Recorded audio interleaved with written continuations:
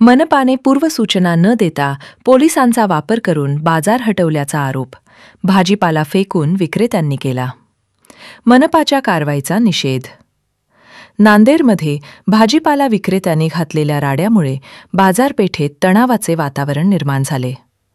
मनपा अधिकाऱ्यांनी कोणतीही पूर्वसूचना न देता पोलिसांच्या मदतीने भाजी बाजार हटवल्याचा गंभीर आरोप विक्रेत्यांकडून करण्यात आला आहे.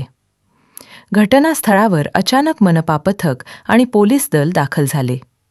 त्यानंतर विक्रेत्यांचे गाडे व साहित्य हटवण्यात आले. यामुळे संतप्त झालेल्या एका विक्रेत्याने ठिकाणी गोंधळ घातला. भाजीपाला फेकून देऊन विक्रेत्यांनी निषेध व्यक्त केला असून विक्रेत्यांमध्येही नाराजी पसरली आहे. मनपाच्या कारवाईवर प्रश्नचिन्ह उपस्थित केले जात आहे.